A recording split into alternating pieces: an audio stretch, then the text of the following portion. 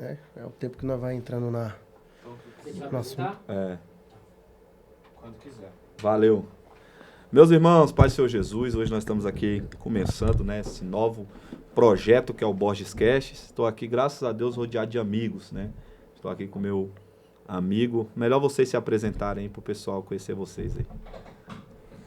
Bispo Cristiano Paulo, pastor presidente ali da Assembleia de Deus Divina Missão Mundial, ali no extremo sul de São Paulo. Eu sou o pastor Ederson Fernando, paz do Senhor, povo de Deus.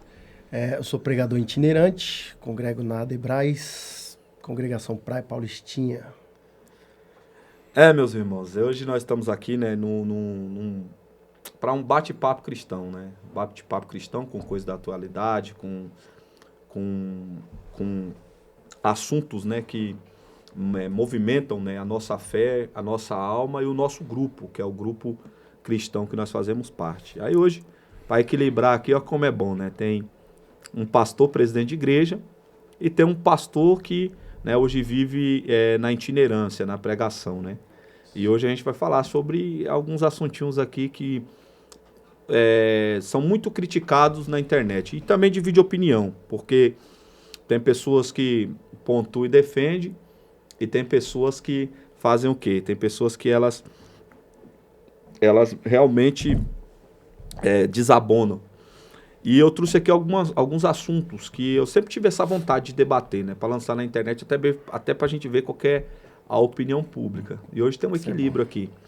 E a pergunta que a gente vai começar aqui, lançar na mesa, a gente vai, lembrando que a gente vai dialogar sobre isso.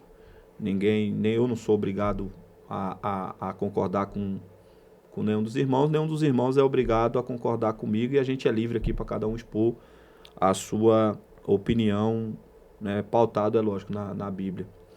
E a primeira que eu quero lançar é uma tranquila, pastor Cristiano, que é: a igreja de hoje está mais preocupada com palco do que com altar? Ou seja, as pessoas hoje estão mais preocupadas, né? Estou falando especificamente líderes, né? Pregadores, cantores, o povo que movimenta os bastidores da igreja, né?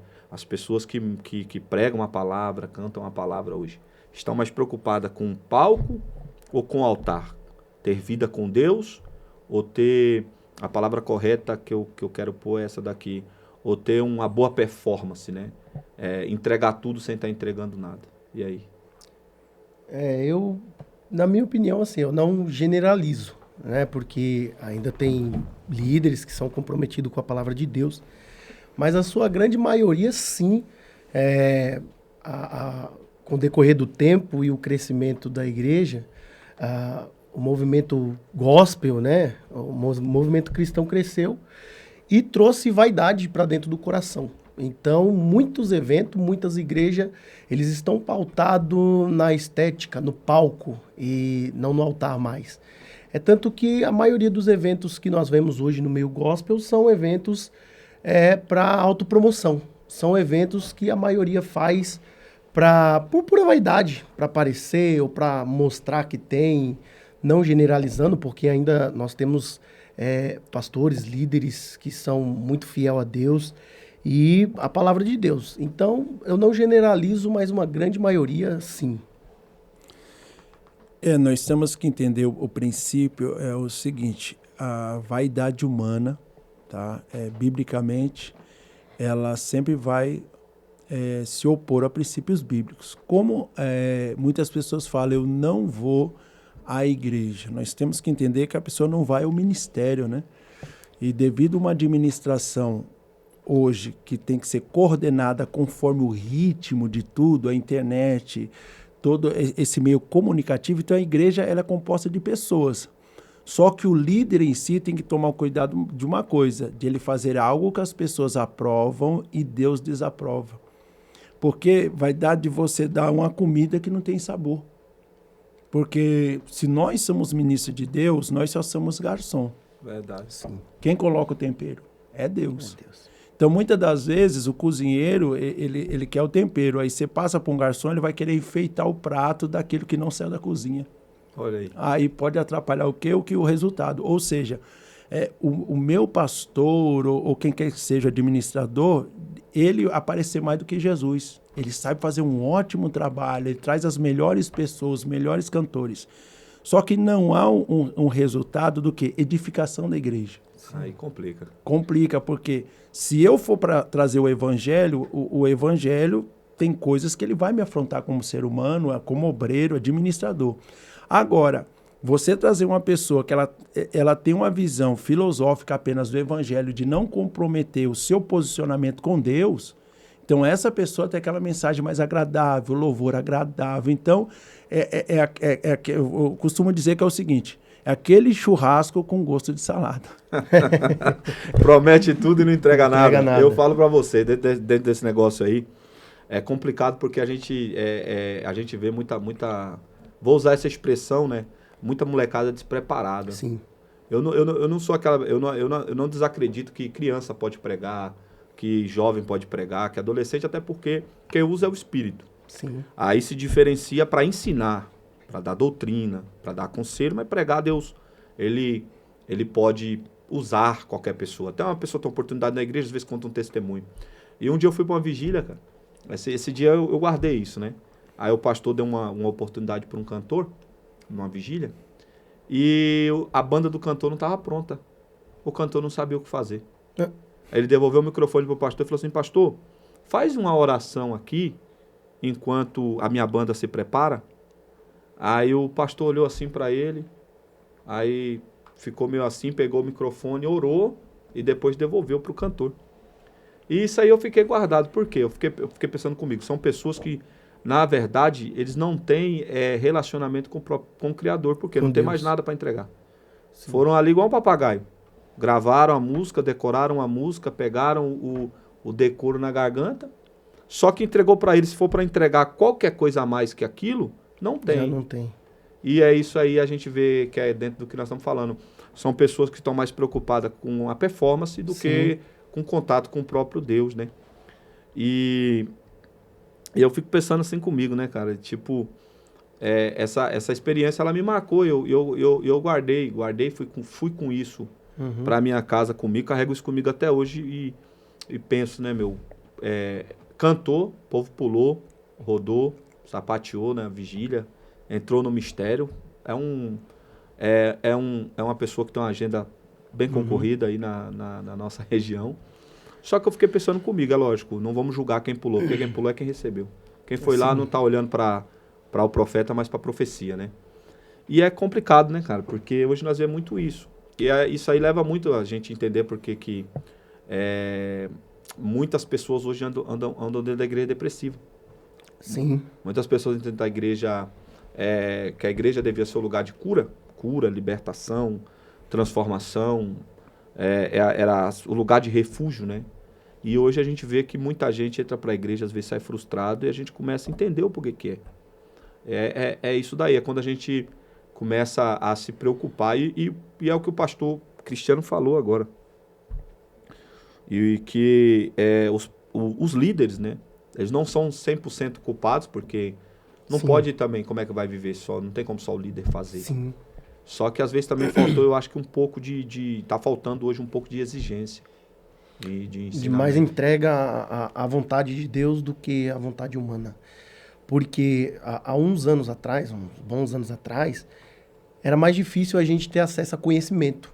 Verdade. Por exemplo, uma aula de canto era muito caro e era muito distante assim, da realidade de muito cantor hoje.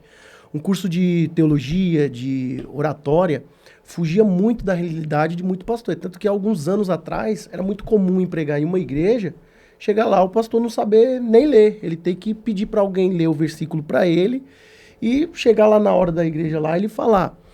E assim, o que diferencia daquele tempo para hoje é justamente conhecimento. Só que o conhecimento trouxe também a vaidade junto. Porque acaba que vai fazer um exemplo dessa história, o irmão foi cantar, o irmão tinha bastante técnica, tinha bastante conhecimento vocal, talvez, soubesse como ter uma presença de palco, mas na área espiritual já se vê que faltou. Então, o conhecimento trouxe um pouco dessa vaidade que nós temos hoje em muita igreja. porque a gente quer ir lá e quer desenvolver a nossa performance com as nossas técnicas que nós aprendemos. E às vezes até com as nossas performances e as nossas técnicas, nós acabamos errando. Então, talvez na visão de quem vai lá, eu vou lá porque eu vou gravar o vídeo, vai sair um vídeo bom, eu vou usar essa técnica, eu vou usar isso aqui. E talvez a gente estamos deixando um pouco de lado o ambiente espiritual. Então você está dizendo que... Peraí, deixa eu te interromper porque o gancho é forte. Então você está dizendo que muitos estão indo preocupados com close. Sim. Em dar close do que entregar a mensagem. Sim, sim. Sai preocupado com o vídeo. Sim. Com o corte. Do que com a vontade de Deus. Então eles não vão para lá falar o que Deus manda. Preocupado com o que o céu tem para entregar. Não, a maioria, não estou generalizando. Não, mas a gente não está generalizando não. Ainda tem homens de Deus compromissado, como nós estamos aqui. Eu acredito que hoje está uns 50-50 hoje. Pastor. Sim, uns 50-50. 50% do cenário. Mas por quê? Porque as pessoas buscam muita técnica, o jeito de falar, o jeito de fazer, o estudo não é pecado. Eu amo estudar, não é pecado. Buscar o aramaico, o hebraico, fazer a teologia, ter uma boa fala, saber cantar, tem que estudar mesmo, para você chegar lá e você saber falar, até porque o público da atualidade, vou usar o termo público para ter uma compreensão melhor, mas o público hoje em dia, eles exigem que você tenha um conhecimento para você falar. Então, se você chegar lá falando de uma forma diferente, alguém vai, criticar, enfim... Porque se tornou uma preocupação. Então, antigamente, não tinha uma boa leitura, não tinha uma teologia, não tinha uma aula de canto, às vezes cantava desafinado, mas a principal preocupação era agradar a Deus e Deus se manifestar no evento. Então, era um evento, uma festa pautada para a glória de Deus. Então, hoje a preocupação, vou pegar o gancho, não é agradar a Deus. Não. Então, se não querem agradar a Deus, estão querendo agradar homens? Agradar o homem. Uma vez, há uns dias atrás, eu ouvi um amigo dizer para mim assim, falar, rapaz, você quer crescer? Você quer se tornar um pregador famoso, estourar e viralizar e ter muita gente, bastante agenda? Fala o que o povo gosta. Porque se você falar uma palavra que o povo não gosta, se você trazer uma mensagem de confronto, o povo vai te rejeitar. O povo vai te rejeitar. Por quê? Não só os líderes, mas também o próprio público que está lá. Eles mesmos vão te rejeitar se você vir com uma verdade. Agora, eu fico imaginando assim, se a gente pegasse a preocupação da vida espiritual, uma vida no altar, de oração e de jejum, e fizesse uma junção com o conhecimento. Se a gente tivesse o mesmo temor que a gente tinha alguns anos atrás, a mesma necessidade de buscar Deus em tudo, porque antigamente até a roupa que a gente vestia, a gente se preocupava em Deus vai se agradar disso? Não, eu vou fazer o evento aqui, a cortina vai ser azul. Deus vai se agradar disso? Não, eu vou pregar essa mensagem aqui, é o que Deus quer para esse povo? Não, a gente está preocupado em se sair bem. Deixa eu fazer uma pergunta aqui agora, já que você falou sobre isso, sobre a preocupação até da cor da cortina, né? Então, isso abriu um gancho e eu vou fazer essa pergunta para o pastor Cristiano, ele pastoreia a igreja e essa aqui é crítica, irmão. Você acha que Deus se preocupa com roupa, pastor? Ele deu o gancho, sim, vai puxar. Nós temos que entender o seguinte, o que a Bíblia diz, né? Ela fala que Deus é espírito. Certo. Deus é espírito. Então, a obra redentora, ela não começa fora, começa por dentro. Então, uma pessoa que ela recebeu o evangelho é único. Não existe relatividade para o evangelho. Então, se ele criar o evangelho, você cria o seu, eu crio o meu, alguém aqui está errado. Opa. A Bíblia não. A Bíblia é centrada no evangelho de Cristo. É um pronome definido. O evangelho de Cristo. Não pode ser o seu, nem o dele, nem o meu. Sim. Podemos conjecturar algumas coisas, Deus nos dá liberdade para tal raciocínio. Mas eu não posso me atrever de mexer naquilo que dá certo. Então, vamos lá. Quando o espírito da pessoa não recebe este evangelho, ele só recebe a parte assim, Jesus é o Salvador. Então, ele sente aquela tranquilidade que eu estou salvo porque ele apenas cuida de mim. Ele não é meu Senhor. Então, o meu corpo, ele vai ser uma vitrine. Agora, aonde está o pudor? Porque a Bíblia Sagrada diz para nós isso, se você pegar o Novo Testamento, o seguinte, que as mulheres santas se vestiam de uma maneira com pudor. Então, lógico, a cultura hoje pesa muito, hoje a psicologia, a neurociência entrou muito, a pessoa se veste daquela forma, teve um trauma, então precisa se apresentar mais bonita e tal. Mas nós estamos falando acerca de corpo, estamos falando do corpo da pessoa e o corpo de Cristo. Então, você tem que vir para cá entendendo o seguinte, é uma renúncia. Você pode se vestir bem, mas você pode se vestir mostrando as suas vestes sensuais, a sua voltura. Aí eu vou encaixar agora você mais polêmico, né? A gente é do meio pentecostal, eu sou do meio pentecostal, não sou neopentecostal, eu sou assembleano, né? Então, a gente é da Assembleia de Deus, é uma igreja pentecostal, né? Sim, tem um neopentecostalismo que vai ao extremo. A gente é mais um pentecostal, mais cuidadoso, né? Mais litúrgico. Mas eu vou, seja, dentro dessa pergunta, o senhor acha que quando os irmãos pregavam doutrina, que hoje mudou muito, né? Eu estou falando assim, o senhor acha que roupa de mulher, um exemplo, é saia e roupa de homem é calça? Ou porque tem igreja que ela proíbe? É doutrina mesmo da igreja. A membra, eu já fiz parte de igreja assim, hoje eu faço parte de uma igreja, de uma Assembleia de Deus que não tem mais esses usos e costumes, né? Que eu faço parte da Debrais. Só que tem Assembleias de Deus ainda que é doutrina. E tem igrejas pentecostais e neopentecostais que é doutrina. Que a mulher, o traje da mulher é saia. Só que tem mulher, cara, que se ela botar um vestido, ela chama mais atenção do que se ela botar uma saia.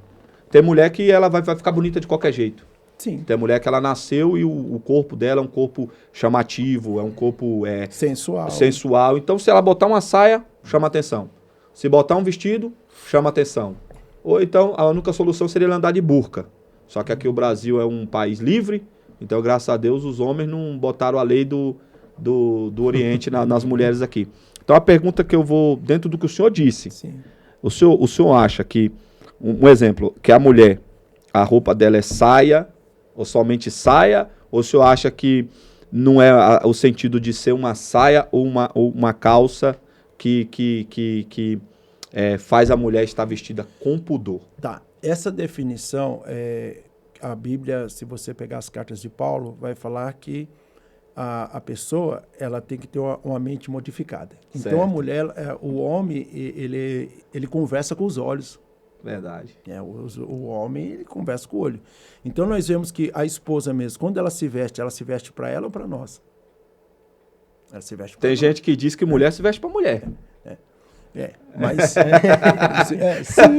Mas só que você vai ver, quando a sua esposa se veste, ela fala, como que eu tô, amor? É uma pergunta mesmo. Aí, quando você não presta atenção, alguém fala, mas o outro lá nem me viu. Então, são casos e casos. Verdade. Mas vamos para o nosso texto agora. Nós vamos saber o seguinte, não tem um modelo. Certo. Qual modelo? Aí você, aqui para ser salvo, porque aí nós já vamos... Então, isso não influencia, agora que o senhor disse, isso não influencia em salvação? Não, você tem que ter o pudor acerca do quê? Do testemunho de quem está de fora. Foi o que Paulo falou para nós. Nós temos que ter cuidado quem nos assiste. Nossa, desculpa a expressão, tá? Nós estamos aqui. Olha a irmã popozuda. Tá repreendido. Não, mas o que aconteceu? Né? Mas é verdade, você tá parecendo o Cláudio Duarte agora, aí, brincando. Olha a irmã popozuda, olha a irmã peituda, tal. Quer dizer, um elefante na roupa de formiga? Não dá certo. Não dá certo. Então, não seja acerca da pessoa falar se essa dá ou não dá para ser salvo ou não. Pera lá, a salvação não é por isso. Sim, claro. Pronto. Já não é por Já isso. está pontuado, então. Sim, mas só que a Bíblia diz no capítulo 5 e verso 13 de Mateus o seguinte, vocês são a luz.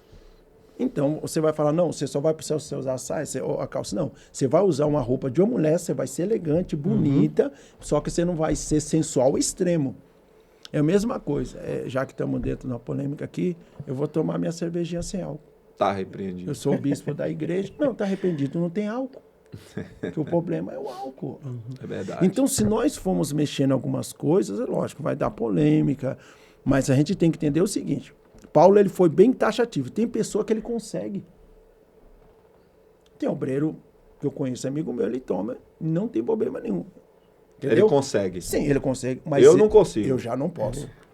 Eu não Eu não posso. consigo por dois motivos. Se eu beber, primeiro violento, motivo, né? eu me arrebento, eu já me acaso que eu pequei, e o segundo motivo é, eu tenho tendência ao vício. Isso.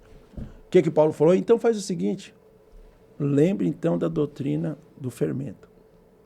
Ninguém Certo. nunca coloca uma colher cheia, sempre a ponta.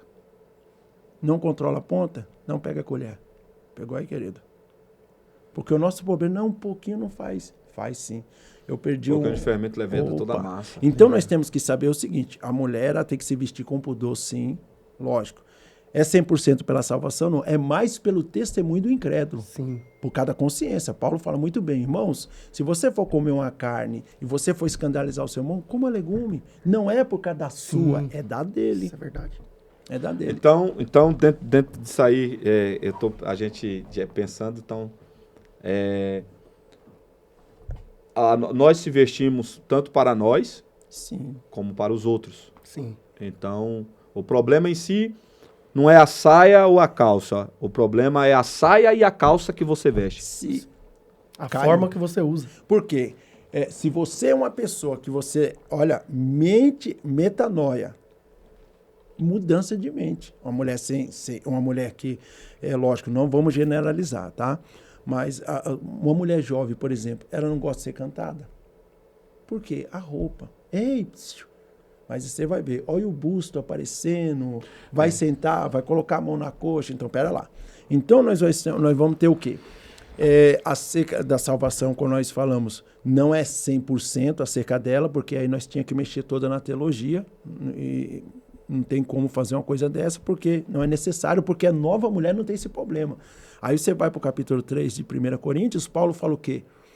Eu não pude dar alimento para vocês sólido, porque vocês são criança, sois carnais. Né? De tal maneira, olha o exemplo que ele fala, de maneira que alguém quer ouvir o Adson pregar, mas não quer ouvir o pastor Edson, que não gostou do estilo dele. Porque eu sou mais bonito, pastor. É bonito. Você entendeu?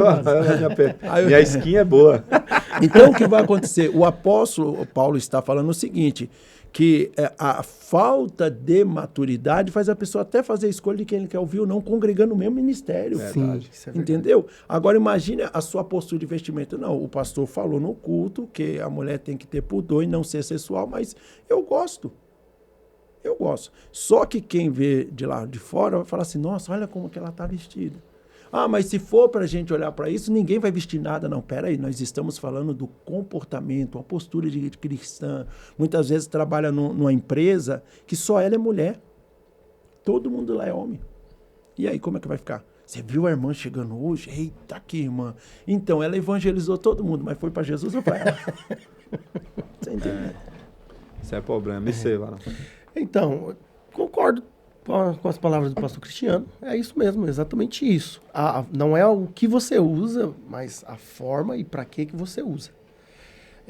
Eu não acho lícito, por exemplo, uma mulher ela dizer que eu sou mulher de Deus, serva de Deus, ela anda com uma vestimenta que causa escândalo. Porque às vezes o escândalo não é gerado dela ou dentro da casa dela, mas quem está de fora. Então... Eu acho que ela deve... Eu acho que, além dela entender e colocar uma compreensão no coração dela que ela é uma serva de Deus, ou tanto o homem quanto a mulher, sou um servo de Deus, então eu tenho que me policiar a maneira que eu visto, eu tenho que me policiar o que eu como, e não por ser o pastor da igreja que impôs. Não, aqui você não pode comer pão de leite. Aqui na igreja é lei, não pode. Ela entender que ela não pode comer porque é a vontade de Deus. Aí nós temos outra vertente aqui também. Mas aí gera outro problema. Você sabe qual é o problema que gera aí, né? Que nem você disse, assim, o pastor, um exemplo, o pastor da igreja, eu vi isso, e é uma verdade, né? Dentro do que você está falando, a Bíblia, ela diz que nós devemos obedecer à nossa liderança. Sim. Então, um exemplo. Se a gente estiver dentro de uma igreja, e a igreja impor, for uma doutrina da igreja, lá dentro, e a gente não concordar com aquela doutrina, aí um exemplo, a doutrina da igreja é só saia. A vestimenta da mulher, saia. A vestimenta do varão, terno, gravata, que nem o povo briga na internet. Ah, não pode usar barba, pode usar barba. Tá na Bíblia, não tá na Bíblia. Tem coisa que a gente entende também que dentro da nossa casa, eu aprendi isso aí, pastor, dentro da nossa casa quem faz as regras é o líder. Sim. Tem regra que é o líder que coloca. Sim. Entra também no sentido do quê? Se você estiver numa casa que não permite e você começar a Forçar. fazer, a partir ali você entrou no pecado. Sim. Independente de liturgia bíblica. Por quê? Porque você está quebrando uma regra local. Sim. Se você for para a aldeia, lá o culto é pelado. Sim. Se Certo? você fizer ao contrário, se torna uma rebelião. Lá um culto é pelado, lá na aldeia. Lá, como é que você vai lá evangelizar e dar camisa pros índios? Eles não vão vestir de cara. Não vão. E qual o princípio de Tiago 4,17? Aquele que não sabe fazer o bem comete o pecado. Então, todos que já estão ali, eles já estão adaptados, eles estão ambientados com o seu pastor. Então, por isso que hoje teve um rapaz que falou, nossa, mas por que tanta igreja? Eu falei, por causa do ser humano.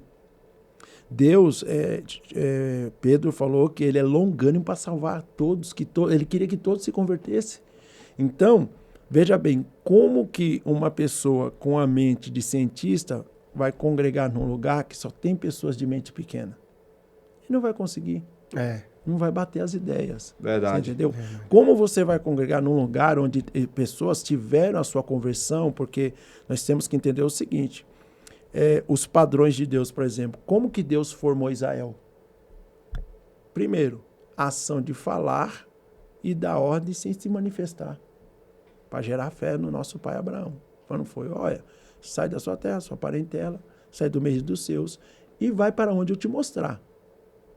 Foi obediência? Lógico que foi. Então nós temos que entender que a fé ela é baseada de 2 princípios irremovíveis, tá? Primeiro você crê, porque você nunca consegue realizar o que você não acredita. Você só está aqui hoje porque você acreditou. Verdade. E ó, foi ou não foi? Olha aí, ó. Você fala, rapaz, Borges Cast, eita, meu Deus, que... Não. Aí o Edson tá pregando há quanto tempo? Porque ele acreditou, não, Deus tem chamado a minha vida. E quando estava com ele, ele falou, varão, vai trabalhar. Vai, sai fora dessa, rapaz, você... Então, princípio... Não prega bonito, não canta bonito. Não tem estilo de pregador, não precisa. Você só precisa ter Cristo, porque é Cristo que promove. Às vezes louvou, pastor, não prega bonito. O que aconteceu? Então, vamos lá, creu. Depois que você crê, assume o compromisso, vai atrás. Aí Deus foi manifestando, aconteceu. Só que agora o evangelho é diferente. Quando Jesus vem, ele não vem para fazer.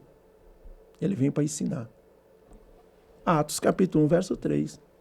Ó, amado Teófilo, lembrando as coisas que Jesus não só ensinou, mas fez. Então, primeiro, já tinha a base da ação de Deus. Deus, ele realiza. Não é que Deus existe. Entendeu? Porque aí nós tínhamos que ir para outro assunto da caixa. Né? Você chamar Deus de criatura. Muitos falam, não, eu vejo Deus aqui. Não tem como você ver Deus. Você vê a ação dele, ele não. A ação de Deus. Porque ele é criador. Vejo Deus é só uma expressão, né? Sim, vejo Deus nesse negócio. Isso, eu vejo É só uma expressão. Sim, porque foi algo sobrenatural que Deus está fazendo para a glória de Deus. É uma teofonia. Sim, isso. Tá vendo Deus escondido. Sim. Entendeu? Então, o que vai acontecer? A partir daquele momento, ele sai, começa a acontecer através da atitude. Beleza, fé. Agora, com Cristo é diferente. Já tem a base proposta, Deus não vai mudar. Agora ele fala assim, quem crê e for batizado será salvo. E quem não crê já está condenado. Por quê? Você pode sair daqui, ter um infarto. Hoje existe agora o mal súbito. Então tem coisas que... Pronto, a casa de recuperação essa semana, onde eu trabalho. O rapaz ia se internar na terça. A mãe falou assim, não, meu filho, a mãe só pode te levar na sexta. Ele, mãe, me leva hoje. Eu quero ir para casa hoje. Ela não levou. Na quinta-feira ele teve overdose e faleceu. morreu. Se tivesse levado, o rapaz estava vivo. Estava vivo. Aí vem aquela incógnita, cadê Deus? Ué, mas... Então nós temos que entender esse posicionamento. Tem coisas, né, estabelecidas por Deus que nós temos que aceitar do método dele sem querer modificar. Do jeito que ele quer. Tá? Aí o Espírito Santo, qual é a função do Espírito Santo? É guiar. Romanos 8,14. Todos os que são guiados pelo Espírito, esses são os filhos de Deus. Então não é quem crê. Aí já tem um princípio bem mais além. Agora você vai ter uma conduta que não está dentro do seu GPS. Está dentro agora da ação divina de Deus te conduzir. Aí eu cheguei aqui porque eu lutei muito. Você não percebeu. Você só chegou aqui porque o Espírito Santo abriu o caminho. E te deu força. Entendeu? E a sua mente ela vai começar a fazer isso. Ó, uma codificação de aceitar um momento. Porque tem muitas vezes que Deus leva a pessoa, não é porque a pessoa tem aquele recurso. É porque a pessoa tem aquela promessa. José, quando Deus permite, o Potifar fala assim, olha, toma conta da minha casa. Tomou conta primeiro do cárcere, toma da casa de Potifar, quando o faraó fala, aonde acharemos alguém que tem um espírito dos deuses como ele? Chega um rapaz que não tinha faculdade de administração, nem de gerenciar a empresa, e foi para ser o quê? Governador.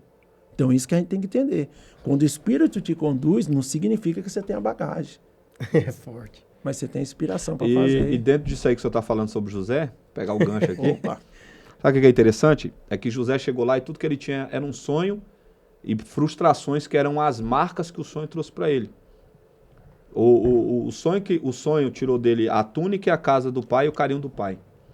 Dentro da prisão, aí você pode ver que passaram-se praticamente 15 anos, José não fala mais que José sonhou. Só que dentro da prisão, a Bíblia diz que as pessoas ao redor de José começaram a sonhar.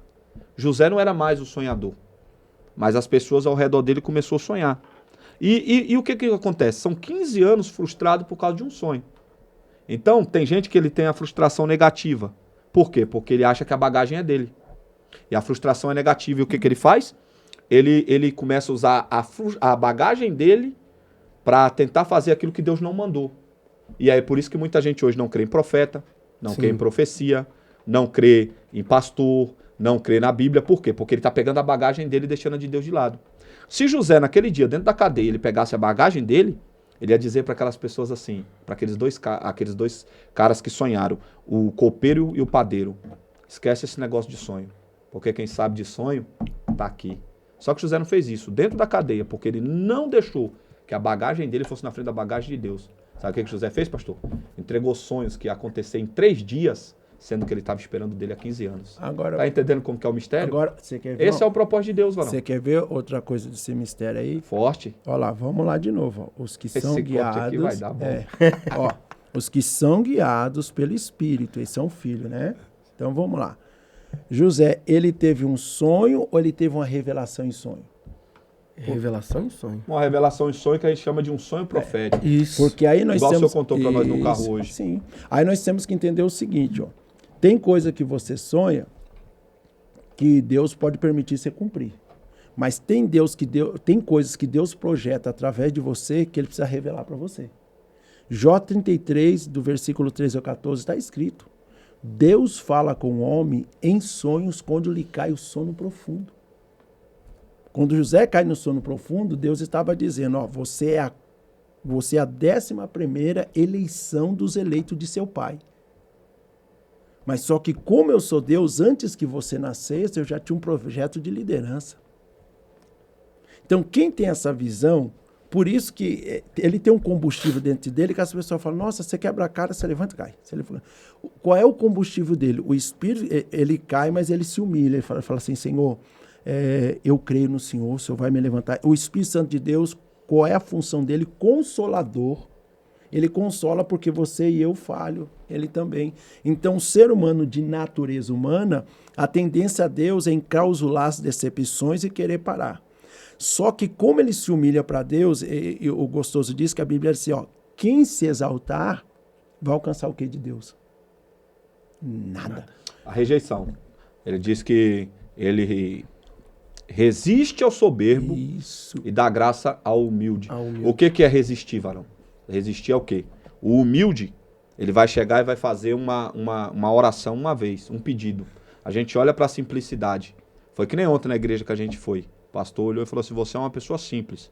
Às vezes, pela simplicidade, a gente ganha o desprezo do homem. Sim. Mas a gente ganha a porta aberta de Deus, pastor. E o soberbo, Deus resiste. O que é resistir? É aquele filho maligno que você tem dentro de casa. O menino exemplar chega, pede o carro a primeira vez, você sabe que ele não vai zoar, não vai dar cavalinho de pau, não vai voltar bêbado, pega o carro. O outro que você sabe que é mais coisado, você já pensa duas vezes, ele tem que vir em você, tem que ir na mãe, tem que chorar, tem que dizer, você não confia em mim, você isso, você aquilo. Então é isso. Quando a Bíblia diz que Deus resiste ao soberbo, não está dizendo nem que Deus não vai dar. Está dizendo que o soberbo vai demorar mais tempo para conquistar do que o humilde. Porque o humilde ele vai ter que bateu na aprender. porta uma vez, benevolência. O humilde bateu na porta uma vez, graça. O humilde bateu na porta uma vez, resposta. Pastor, dentro disso que o senhor que nós puxamos aqui agora, eu vou entrar que veio aqui. Por que que hoje eu gosto de começar do Edson para jogar pro senhor, que vem do pregador, é o profeta e o pastor, é João e Pedro. Por que que hoje em dia a gente vê na internet tanta crítica para os dons espirituais dentro da igreja? Que o senhor acabou de falar do sonho profético, né, de um sonho, ou foi um sonho, ou foi uma revelação em sonho. Então, mas isso abrange muito hoje, já entrando nesse gancho.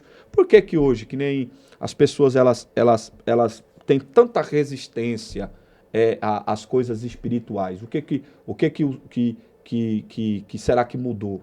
Quais que são os pontos que você acha que a igreja, vou falar nós porque nós somos o povo pentecostal, a gente que é o povo do mistério, do deplá, do deplô e pai pum. Começa por você, o que você acha, meu amigo? Então, eu falei no começo que o avanço do conhecimento fez com que as pessoas se esfriassem muito. Certo. Então nós temos essa junção. Não é pecado ter o conhecimento. Mas o conhecimento, ele gera uma autoconfiança nas pessoas. Então, quando ela tem um autoconhecimento, ela gera uma opinião ou uma visão própria acerca das coisas e se ajunta com as meninices, com as bagunças. Porque eu creio muito nos mistérios de Deus, eu creio em profecia, creio na revelação, creio na língua estranha. Só que, um exemplo disso, o avanço da tecnologia. Você entra no seu Instagram agora, você entra aí no Facebook, você vai ver vídeo lá de pessoas fazendo chocarrice, fazendo bagunça e dizendo que é mistério de Deus. Só que Paulo, ele escreveu dizendo assim, só discerne o que é da carne aquele que é carnal, mas o que é espiritual discerne as coisas de Deus. Então, eu acho que o que falta mais no meio da igreja é o discernimento espiritual. Porque as pessoas estão vendo muitos brincando e nessa brincadeira que muitos levam, alguns levam a sério aquela brincadeira e acham que é de Deus e o camarada tá ali com zombaria com as coisas de Deus, que eu acho isso muito errado. O cara tá querendo se promover, dizendo que é Deus que tá nele, que Deus que tá usando ele, e ele está fazendo uma bagunça. E surge aqueles que têm um conhecimento que passa a não acreditar naquilo ali porque percebeu e é visível que é bagunça, que é baderna. Então, o acreditar, ter a fé nos mistérios de Deus é um pouco complicado hoje por causa disso. Porque, por exemplo, o dom de língua estranha é um assunto muito divergente.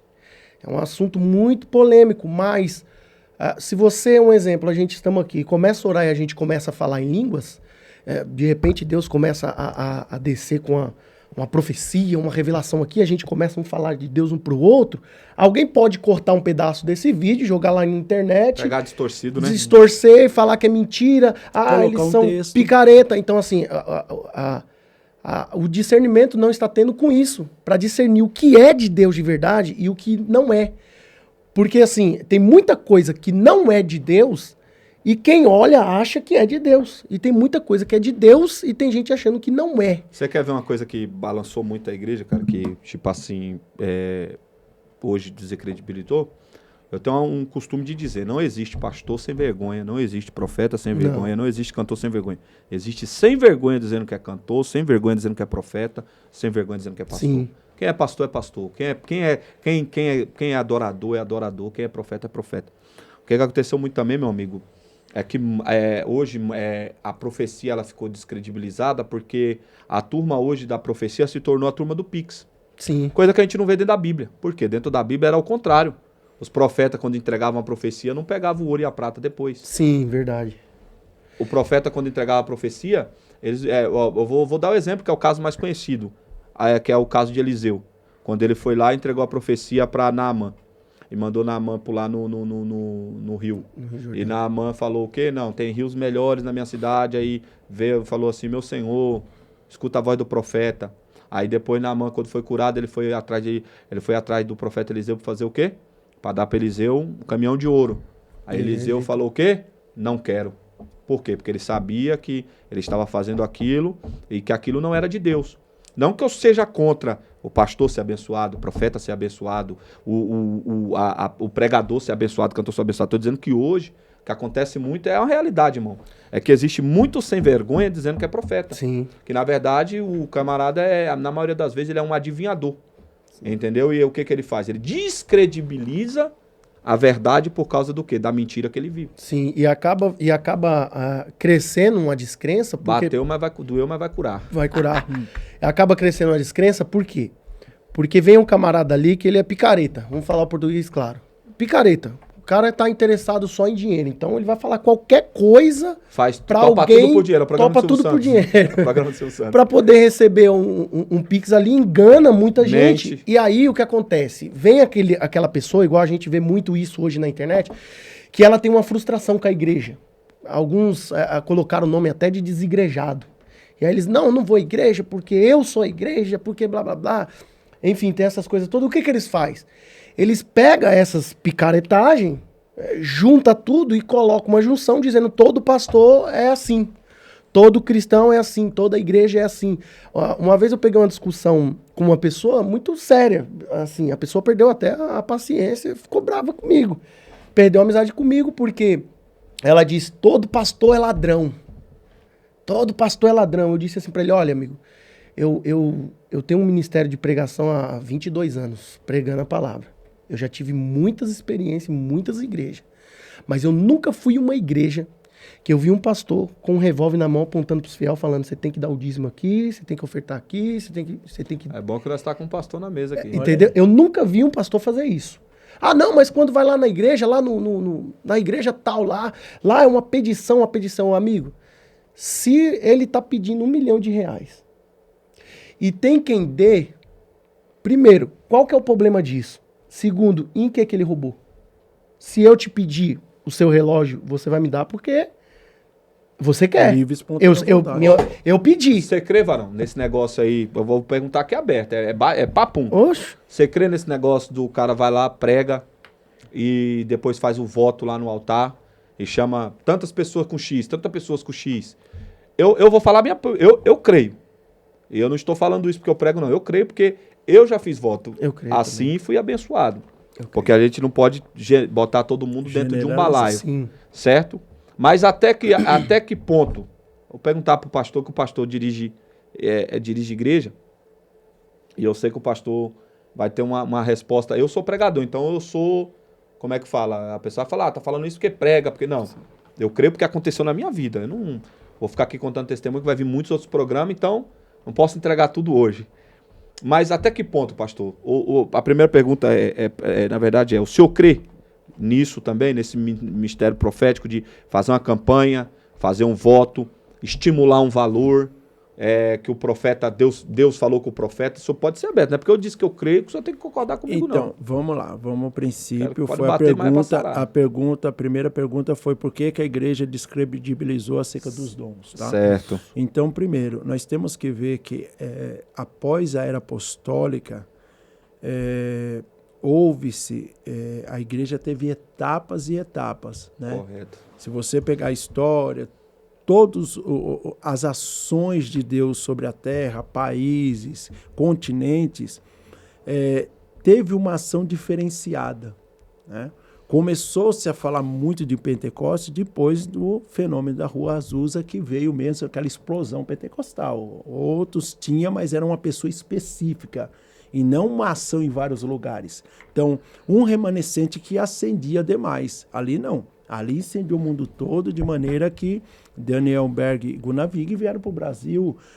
O próprio presidente de outra denominação, que também diz que é pentecostal, mas teve uma mudança doutrinária muito grande, veio da Itália para cá, trazendo antes deles ainda, que chegaram em 1910, eles em 1909.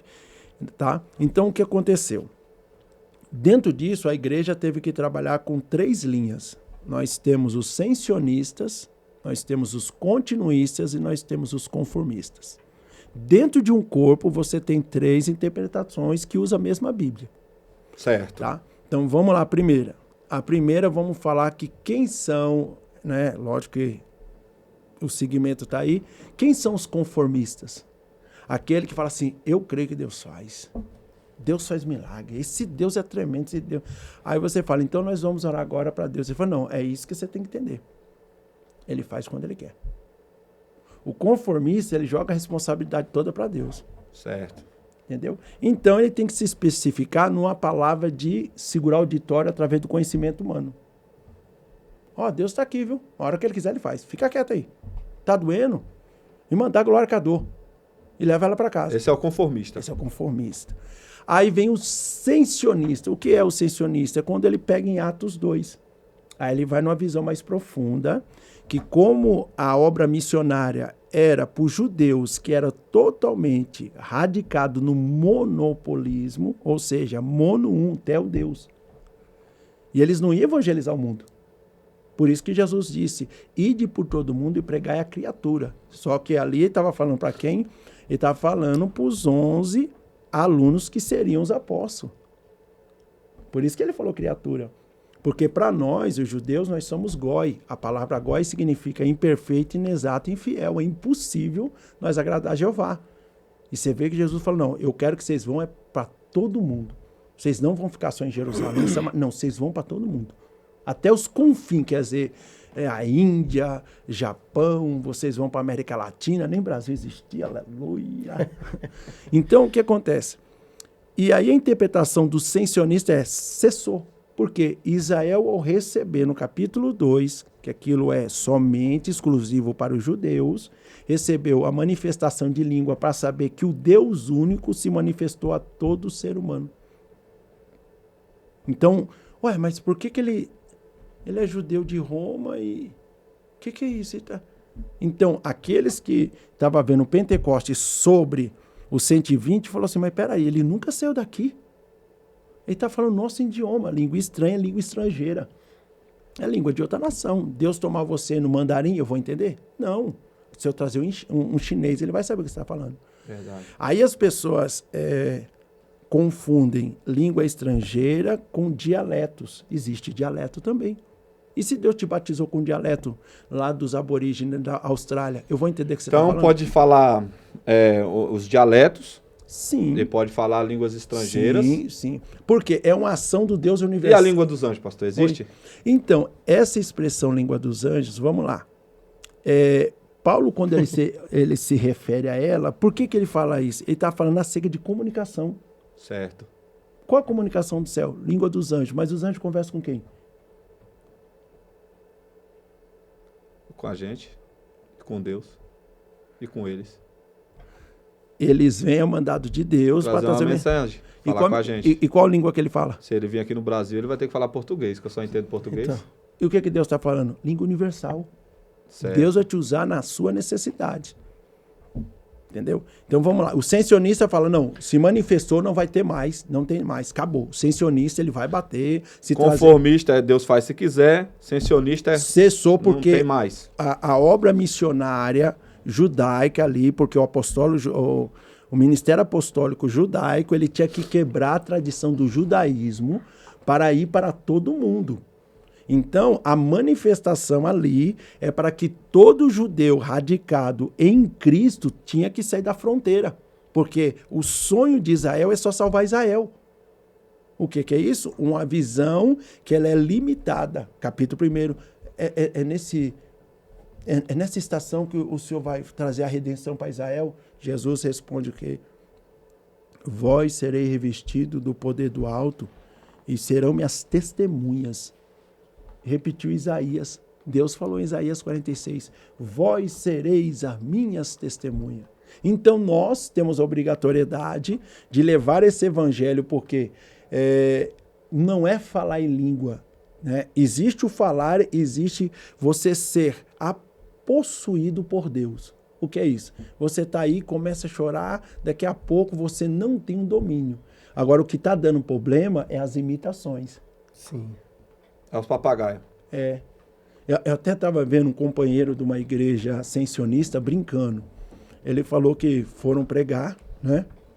Em uma igreja pentecostal, e ele sendo... O povo sabia que ele era ascensionista, mas convidou para ir lá.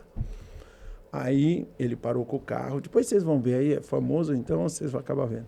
E ele disse que o irmão parou o carro em frente da igreja pentecostal. E o irmão pregando, disse que nada aconteceu. Quando ele olha lá do altar, o que acontece? A mala do carro ia cair.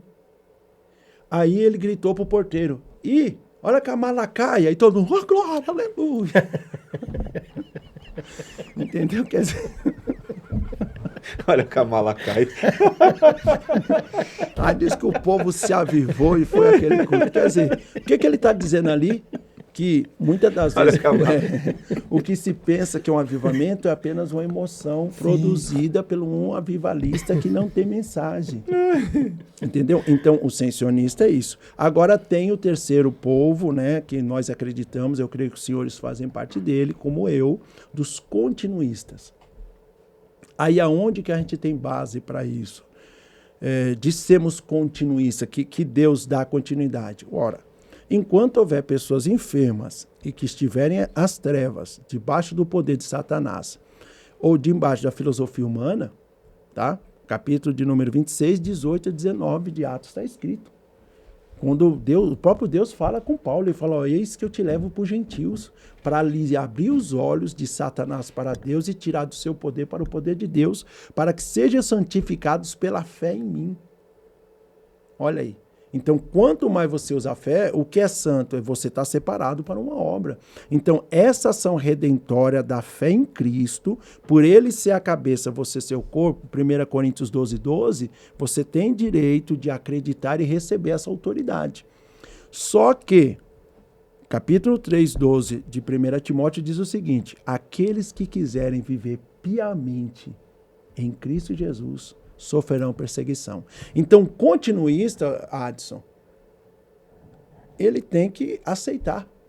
Então, o continuista é aquele que ele não acredita no evangelho pleno. Ele acredita no evangelho pleno. No evangelho pleno. Não é o evangelho que ele criou. Não. Que eu criei, que o senhor criou. Não que nós criamos, exemplo. Sim. E... Rapaz, uma hora passa rapidinho, né? Passa rápido Rapidinho, demais. já acabou.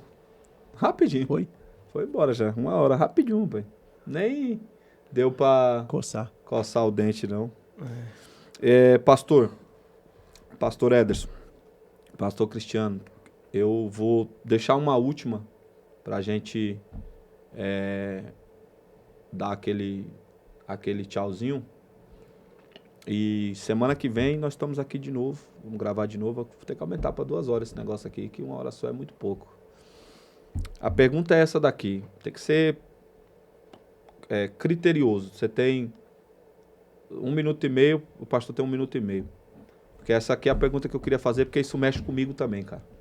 E aí? Dentro de tudo isso, a gente falou sobre profecia, a gente falou sobre dons, a gente falou sobre usos e costumes, né? Sobre o cenário da igreja, que foi a primeira pergunta que a gente fez, né? Que tem gente que quer palco e tem gente que quer altar, certo? O que você... Agora a pergunta ela é criteriosa. É certo cobrar para pregar? Você acha que quem cobra para pregar é porque... a pergunta é criteriosa. Quem cobra para pregar é porque deixou de buscar altar e quer palco? Ou quem cobra para pregar tem alguma justificativa bíblica? Você tem 1 minuto e meio, 2 minutos para você responder. Eu não sou a favor... É lícito cobrar para pregar? Não é lícito. Eu não sou a favor de cobrar para pregar, mas nós temos uma visão de quem cobra, de quem paga e de quem não pode pagar. Eu vivi Quem cobra, quem paga, quem não pode pagar. Sim. Certo.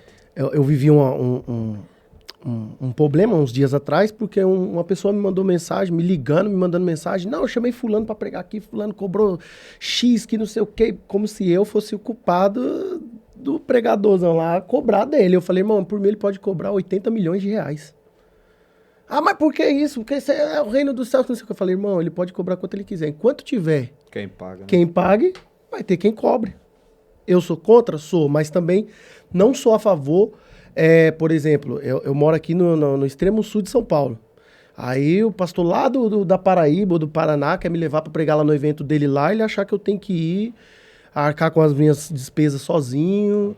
Tenho que, igual quando eu comecei na itinerância, eu viajei para um estado que a pessoa que me levou me deixou largado lá na rodoviária. E eu sem 20 centavos para tomar um café. Então eu fiquei lá aguardando no outro dia para ele me mandar para outra cidade para me abandonar no hotel e eu ficar lá. Graças a Deus, Deus preparou pessoas que me auxiliou lá. Mas ele me levou, me abandonou lá, não preguei no evento da igreja dele, me deixou lá e acabou. Então, assim, eu não sou a favor disso. E por isso, né, por isso que acaba alguns tendo que cobrar. Por causa dessas experiências Sim. ruins. Só que o cobrar, por exemplo, quando eu cobro e eu recebo para isso, eu já não estou indo mais focado no reino. Eu estou indo focado no que eu vou receber.